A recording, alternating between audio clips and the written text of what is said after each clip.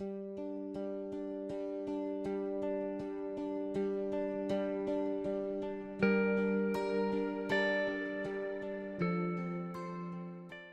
221 BC, the first emperor, Qin Shi Huangdi, conquered the warring kingdoms and united China.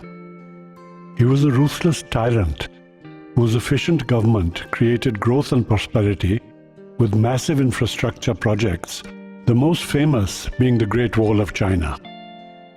1644, the Manchu Qing Dynasty conquered China, and over the next 267 years, made China into a great power.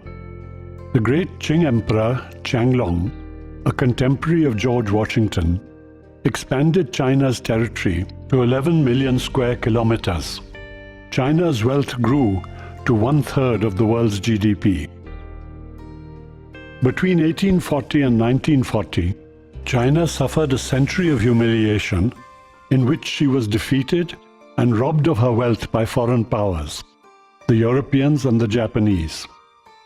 In the mid-19th century, the West purchased great quantities of Chinese goods, tea, porcelain and silk, but had problems paying for these due to a massive trade deficit. To balance trade, the East India Company brought in opium from India to sell to China. The emperor did not want to flood his country with opium and tried to resist, but he was defeated in the two opium wars, which forced China to accept opium as payment for their tea, porcelain and silk. Shortly after the Opium Wars, China was torn apart by the strange Taiping Rebellion, when a young man Hong had a vision that he was the son of God and the younger brother of Jesus. He led a bloody rebellion that lasted over a decade and resulted in 20 to 30 million deaths, further weakening the empire. The Taiping Rebellion was followed by the strange Boxer Rebellion, in which the crazed Boxer fighters, believing themselves immune to bullets, attacked the Europeans with their strange boxing movements. They were mowed down by rapid fire from the armies of the West. In the last decade of the 19th century, the Japanese invaded. By the end of the 18th century, China was the richest country in the world, with 1/3 of the world's wealth. In 100 years, by the end of the Century of Humiliation, China was bankrupt, her people wretched, and her sovereignty a joke, as foreigners took what they wanted and dictated how China's governments were to behave. In 1911, the Republic of China was born, and Sun Yat-sen became the first president. He is known as the founder of modern China. His party was the Kuomintang. After Sun Yat-sen, Chiang Kai-shek became head of the Kuomintang and commander-in-chief of the army. He was a capable and totally disciplined administrator who was determined to wipe out the communists. He mounted 5 campaigns to exterminate them, but they escaped and retreated westward. A new leader of the communists emerged, Mao Zedong, a peasant, poet and guerrilla fighter who led them through the 6,000 kilometers of terrible hardships and battles of the Long March to safety in Yan'an in the north. 85,000 communist soldiers set out on the Long March in October 1934. A year later, 8,000 reached their destination in Yan'an. The rest had died on the journey. The new leader Mao, a poet, wrote, "The Red Army fears not the trials of the Long March and thinks nothing of 1,000 mountains and rivers." Now there were 3 powers in China: Chiang Kai-shek and his ruling Kuomintang party, Mao and the communists in Yan'an, the Japanese who were conquering more and more of China's territory. At the end of World War II, the Japanese were defeated by the Americans, who dropped 2 atomic bombs on Hiroshima and Nagasaki. With the ending of the Japanese threat, the civil war between Chiang and Mao resumed.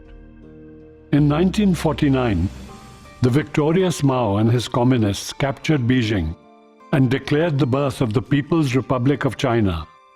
Chiang fled to Taiwan, where he set up his rule.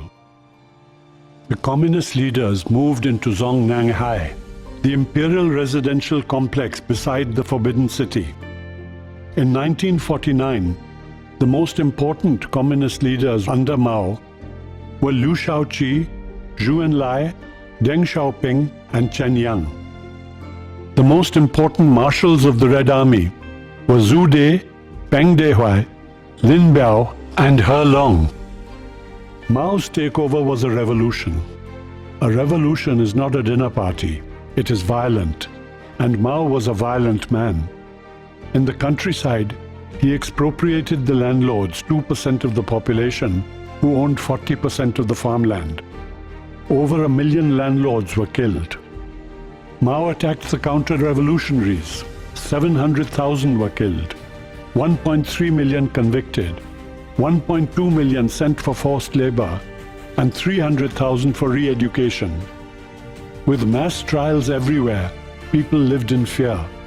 Street crime, prostitution, drugs, theft, and even begging were eradicated. A communist economy was established.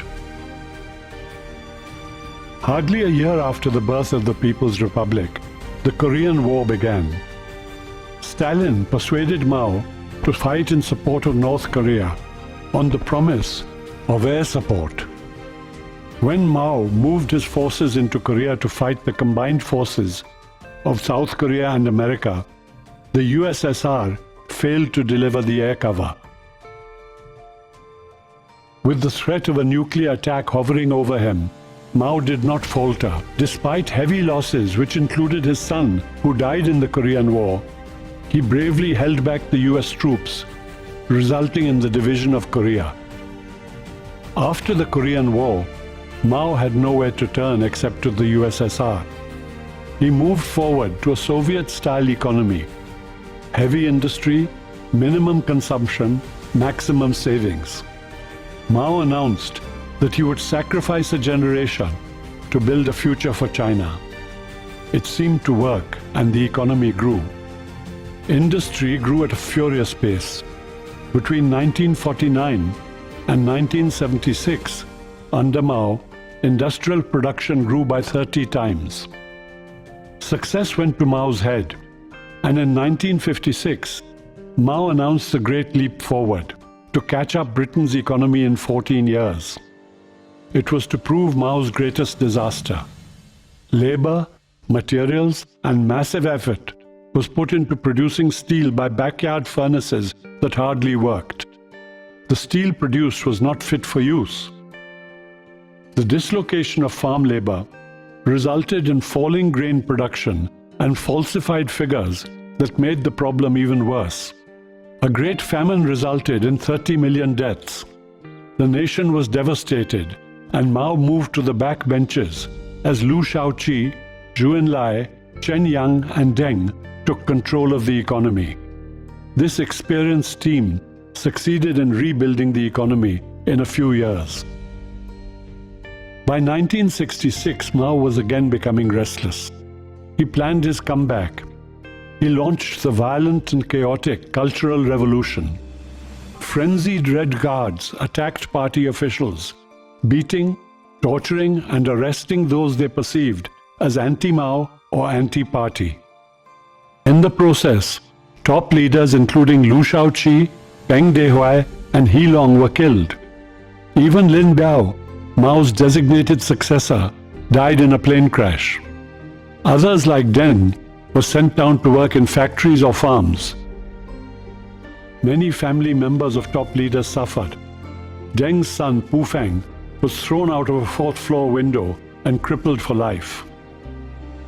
By 1968, chaos ruled. Mao called in the army to control the Red Guards and to restore normalcy. Mao once more firmly took control. Those who had opposed or challenged him were dead or locked away in prison. The Cultural Revolution destroyed privilege and promoted health and education for the underprivileged. Barefoot doctors served the countryside since there were not enough qualified doctors. Higher education suffered, but education for the masses grew as red not expert became the policy of the day. Mao was now old and infirm. He had only a few years left to deal with the serious problems of a deteriorating relationship with the USSR and the need to build a bridge between China and the US. Zhou Enlai became Mao's valuable second-in-command. Zhou secretly planned the historic meeting between Nixon and Mao in Beijing. Kissinger, Nixon's advisor, coordinated with Zhou. In a dramatic policy U-turn, America and China became friends and allies against their common enemy, the USSR. With China now safe from foreign threat and the old guard gone, Mao appointed a new successor, a reliable provincial leader, Hua Guofeng. The new political balance, comprised of Mao's wife, Jiang Qing, and her gang of 4 on the left, the restored Deng on the right, and the low-key and stable Hua Guofeng to hold the balance between them. By 1976, Mao was a sick old man waiting to die. His lieutenants, Zhou Enlai, Chiang Sheng, and Zhu De were already dead, and Deng once more in disgrace. On 28th July, there was a massive earthquake 200 miles from Beijing. 250,000 people died. In Chinese tradition, such an earthquake was a sign that a great man was about to die. 6 weeks later, Mao died. Hua Guofeng took over as his successor. Less than a month after the death of Mao, Hua Guofeng and the generals, led by Ye Jianying, moved. They arrested Jiang Qing and her gang of 4 in a secret coup and took over total control of the government. Ye brought Deng back to form the new triumvirate of Hua, Ye, and Deng.